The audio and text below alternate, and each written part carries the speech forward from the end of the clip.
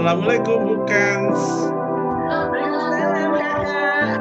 Enggak, jangan kakak, ayah Pram. Ya kan kalau online ngomongnya kakak-kakak. Ya, waalaikumsalam. Oh kakak nggak apa-apa, kakak nggak apa-apa. Terima kasih Bu Kens yang telah meluangkan waktunya di tengah kesibukannya merancang ya bisnis online-nya. Bisnis online-nya ramai tuh, Bu Kens Gallery. Alhamdulillah. Oh gitu ya? Iya. Kelihatan. Udah berapa subscriber sekarang? Enggak, bukan subscriber. Kalau di IG sekarang tadi udah dilihat baru 1.800 ya dalam jangka waktu mulai bisnisnya bulan Januari ya. Mulai jualan karpet endorse itu bulan Januari. Mulai rame-ramenya itu sekitar 2 mingguan ini kelihatannya banyak yang nge-follow. Oke. Jadi gini, ini adalah perbincangan, wawancara khususnya. Mengingat ini sebagai bagian dari mata kuliah jejaring kreatif bisnis dan sosial. Oh iya. Dari mata kuliah yang diambil di program Magister Manajemen STEMI Bandung. Begitu. Terus menarik sekali nih melihat profilnya Bu Kens. Maka dari itu diambil topik tips resign untuk membangun bisnis online. Gitu. Melihat dari rekornya Bu Kens kan dahulu setahu kakak itu sebagai ini ya bagian dari industri ya. Iya, saya dulu bagian industri di pertekstilan. Tekstil khusus ke floor covering, ke karpet gitu. Iya. Berapa lama tuh Bu Kens? Udah sekitar 18 tahun ya. Oh, 18 tahun. Dari 2002. 2002 sebagai apa? Desainer. Oh, desainer. Oh iya. Terus ini tiba-tiba kok berkeinginan untuk bisnis gimana 18 tahun sebagai masyarakat industri, apa nggak sayang tuh? Ya, alhamdulillah sih 18 tahun itu kan kita banyak belajar ya. Belajar awalnya nggak pede aja. Ini saya dulu masuk ke bidang industri karpet yang nggak ngerti kayak gimana, tapi ya hadapi aja gitu kan. Hadapi saja ya, belajar juga ya selama beberapa tahun ingin pindah-pindah kerja, tapi ya urung lagi sampai akhirnya tahun 2000 ya mulai dirumahkan karena kondisi produktivitas perusahaan menurun. Tahun 2000 sama setahun, kemudian direkrut lagi selama kurang lebih 8 bulan. Tapi perusahaan belum menunjukkan hasil yang bagus untuk terus berjalan hingga akhirnya kita semua mengalami pemutusan hubungan kerja, gitu, semua karyawannya. Gitu. Oh, itu latar belakangnya ya? Iya. Terus dari situ gimana bisa dapatkan ide berbisnis gitu kan? Ini kan suatu hal 18 tahun pada zona nyaman gitu kan ya. Duduk manis, tiap akhir bulan menerima gaji, tiba-tiba ingin berbisnis gitu kan. Idenya itu bagaimana? Kan yang paling sulit tuh ide, yang paling mahal tuh ide, bukan? Iya sih, ya udah 18 tahun itu kan bukan waktu lama yang sebentar ya, ingin kebiasaan kita untuk menggambar, untuk menciptakan ide-ide itu sudah terbiasa, dan tiba-tiba ketika kita di rumah ya, ya alhamdulillah sih meskipun di rumah juga saya terima freelance ya dari perusahaan, berbagai macam perusahaan. Jadi ide saya tetap mengalir gitu. Ide saya tetap mengalir hingga suatu saat kondisi keuangan mulai menipis, timbullah ide Dan kebetulan saat itu sedang senang-senangnya memelihara tanaman ya. Ini waktu itu tahun 2000 ya, 2000 itu sudah mulai ada tanaman monstera, tanaman janda bolong, gitu kan? Tanaman janda bolong yang lagi tren ya saat itu, ya sekarang juga masih sih. Nah, saat itulah timbul ide, kayaknya bagus ya kalau misalkan hobi menanam ini dikolaborasikan dengan keahlian saya gitu. Ya. Akhirnya mending bikin karpet aja. Kebetulan waktu itu juga lihat di beberapa IG ini udah ada karpet bentuk daun monstera, tapi ya kayaknya sih ya akan lebih bagus lagi kalau bentuknya begini ya. Akhirnya coba gambar lagi di komputer, ya, terus kebaik konstruksi anyamannya seperti apa, konstruksi tufting ya, kalau di karpet itu ada tufting, seperti apa, jadi kelihatan itu suatu karpet yang ada agak 3D ya, 3 dimensi gitu lah. Nah, saya coba jalan-jalan di IG ini, kayak karpet saya bagus nih kalau ditempelin di rumahnya influencer gitu kan. Maka dicarilah. Influencernya udah banyak bukan? Influencernya baru 3 ya. Baru 3 orang. Saya hubungi influencer itu yang rumahnya kira-kira bagus ya, cocok dengan karpet saya gitu ya. Ya akhirnya dia mau terima dan dia senang, dia bikin foto-foto, bikin video, dia share di IG. Akhirnya lama-lama kok ini jadi banyak followers ya. Ada yang pesen juga gitu ya. Alhamdulillah ini jadi pintu rezeki lah ya buat saya. Oh ya, mantap. Jadi ide inovatif itu muncul karena kepepet gitu ya? Ya bisa jadi. Ya karena memang gitu ya. Jadi apa? Jadi tambah ini gitu kan? Oh, sedang ini nih susah. Jadi timbul ide gitu kan ya, untuk menggabungkan, coba mengkombinasikan antara suka dengan tanaman dan tiba-tiba punya ide membuat karpet dengan motif bunga, motif daun ya awalnya ya. Iya. Jadi memang awalnya memang rasa terpaksa, nggak terpaksa ya. Ini keuangan harus tumbuh, harus ada sumber dana gitu. Jadi yang tinggal segitu-gitunya dipesenin karpet, coba berani untuk order karpet ya ke workshop gitu ya.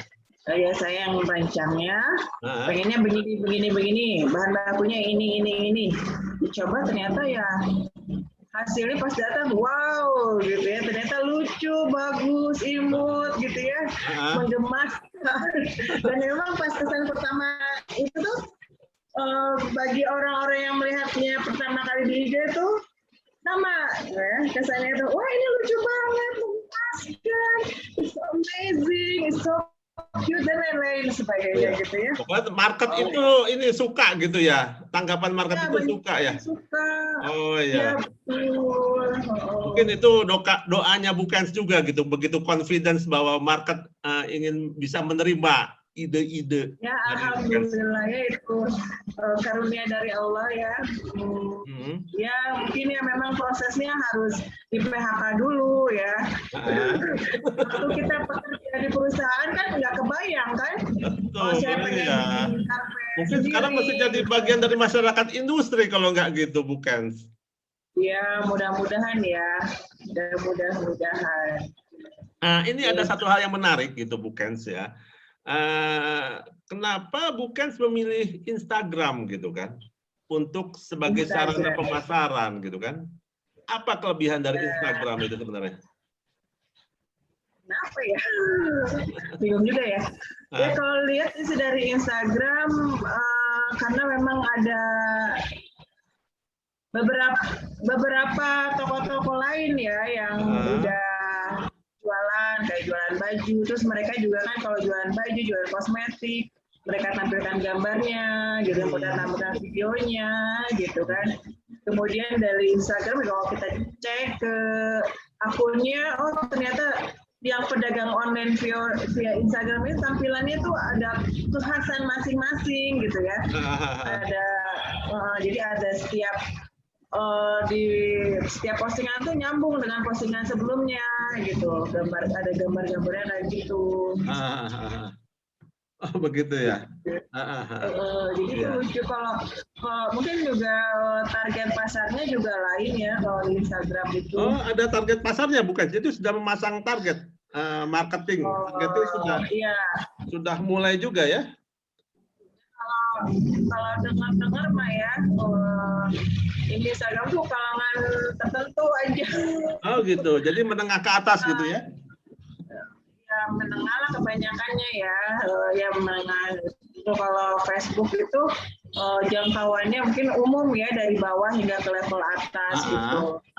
Kebetulan memang harga karpet saya memang bukan karpet yang harga menengah ke bawah gitu ya, tapi ya cukuplah untuk kalangan menengah ya, dan nggak terlalu mahal juga sih kalau dibilang ya, soalnya ada level karpet yang memang lebih mahal dari yang bukan sedikit gitu. Kalau boleh tahu udah sampai mana ini penjualannya itu? Masih di ruang lingkup Indonesia atau sudah mulai ekspor nih? Ekspor sedang dalam produksi ya. Bukan. Ekspor sedang digarap ya. Ada pemesan juga dari luar negeri, dari Amerika. Yang baru sudah deal ya? Sudah deal ya? Sudah deal? Udah kasih DP. Udah kasih DP. Terus ya sekarang masih proses pembuatan sampel. Soalnya mereka pesennya yang pesan yang premium ya. Pesan yang premium dan masih reguler juga masih pembuatan sampel soalnya baru masuk libur lebaran kan. Gitu. Oke, mantap. Ya mudah-mudahan lancar lah ya. Meskipun baru sedikit yang deal ya, insya Allah ya mudah-mudahan ke depannya dari mulut ke mulut ya, dari postingan mereka kembali postingan kan jadi menular yang lainnya. Jadi nggak salah milih Instagram sebagai media ini ya, publikasi, media iklan, memperkenalkan ide-ide yang bukan miliki gitu ya. Dan kalau desain itu kan luas ya, bukan sih ya? Kalau Instagram aja mungkin juga memang masih kurang ya. Soalnya mereka menuntut supaya kita punya website, punya website pemesanan atau link tertentu gitu ya. Nah itu yang sedang kami upayakan untuk bikin website khusus lah. Untuk website khusus. Jadi selain Instagram nanti insya Allah nanti akan dibuatkan website khusus tampilan apa-apa saja yang dipasarkan dan bagaimana cara pemesanannya. Oh gitu ya. Ada kesulitan nggak ini pemasaran ke luar negeri itu? Karena kan baru ya ini, newbie. Iya baru. Ya kita nggak tahu bagaimana prosesnya. Ya, jadi ini juga masih proses ya learning by doing ya. Namanya proses ekspor yang untuk sementara ini sih masih mengandalkan IMS ya produk. Jadi IMS Pos Indonesia, IMS Pos Indonesia juga menyediakan sarana ekspor untuk UMKM gitu. Dan kita nggak usah pusing-pusing mikirin pembiayaan bea cukai dan lain-lain ya. Jadi PT Pos Indonesia sudah menyediakan paket minimal 31 kg itu sudah bisa ekspor, paket ekspor. Kalau 31 ke bawah itu per paket aja. Lagi. Gitu. Bentar ya. Oke, yang terakhir bukan ini tips-tipsnya bukan. Oke.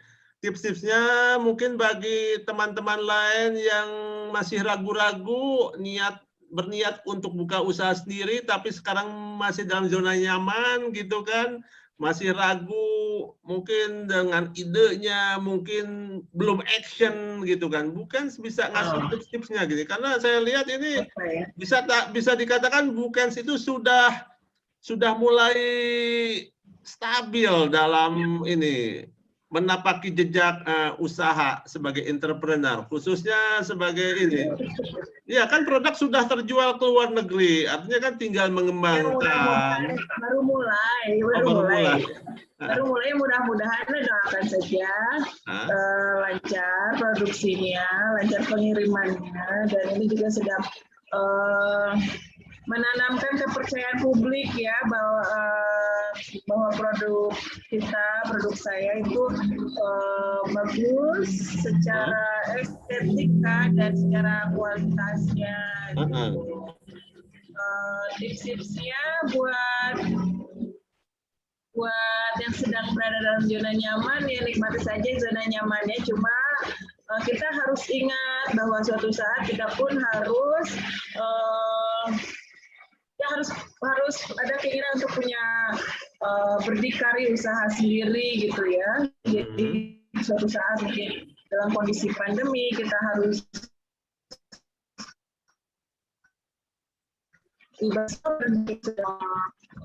usaha ya, bila punya usaha yang dirintis gitu ya, apa aja sesuai dengan kemampuan bakat kita, sesuai dengan orang bilangnya passion ya, sesuai dengan passionnya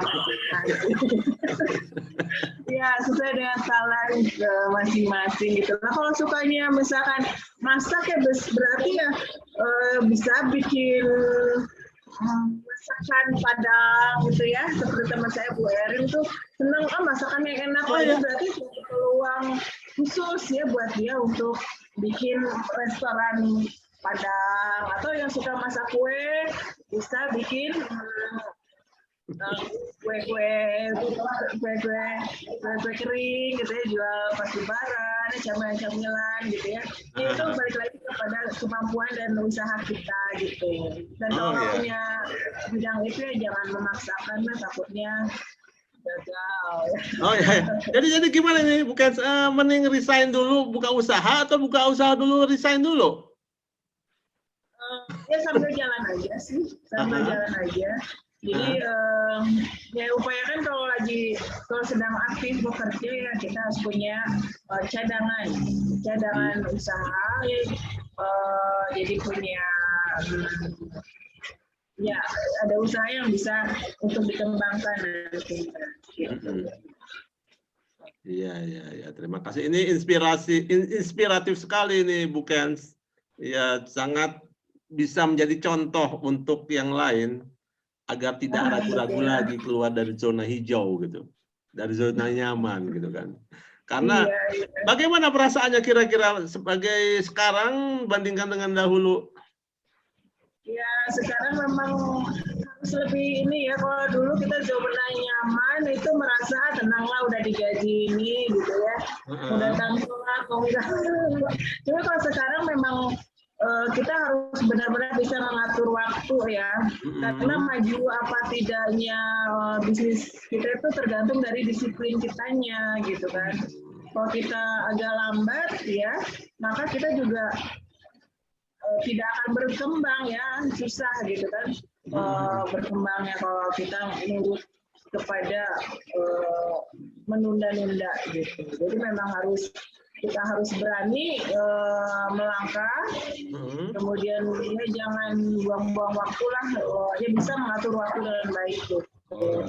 Jadi inovasi itu berkembang setelah keluar dari zona nyaman ya? Inovasi, kreativitas, dan sebagainya. Oke, itu poinnya, Bukens. Dengar-dengar sedang sibuk untuk mengadakan pameran juga ya? Ya, insya Allah, alhamdulillah besoknya doanya saja. Besok mau ada pameran perdana saya di Cihampelas Walk. Ya,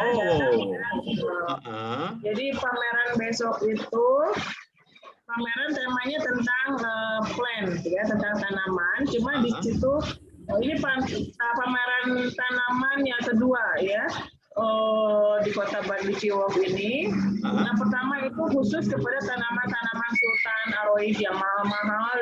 Kalau sekarang enggak, sekarang lebih beragam ya pameran ini, ada hidroponiknya, ada tanaman sultannya, tanaman herbalnya kayak mint seperti gitu ya. Kemudian juga ada kaktus, ada aksesoris-aksesorisnya. Dan insya Allah besok saya masuk di tenan yang khusus aksesoris tanaman berupa karpet daun.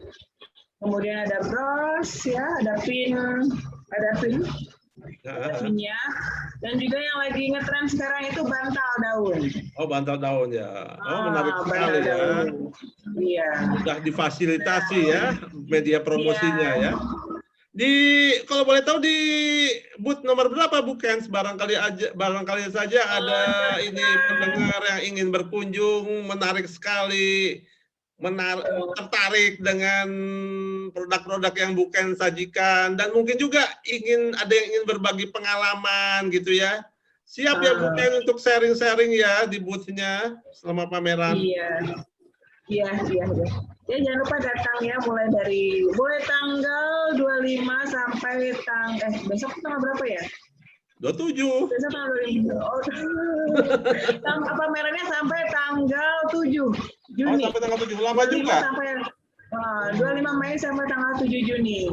Ya, dan insya Allah ini disponsori oleh BJB Digicast. Jadi kalau bagi mereka yang nasabah BJB dengan menggunakan Digicast, mereka akan mendapatkan diskon khusus ya bagi yang mereka pakai Digicast. Diskon khusus dari Bu Kens atau dari BJB?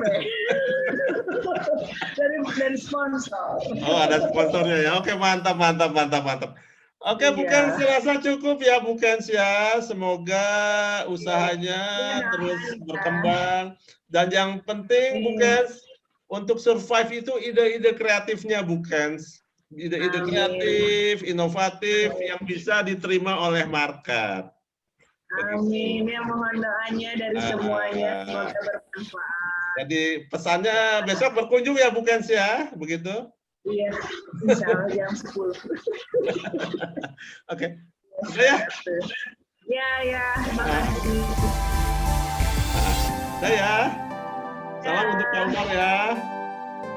Ya, Assalamualaikum. Waalaikumsalam warahmatullahi wabarakatuh.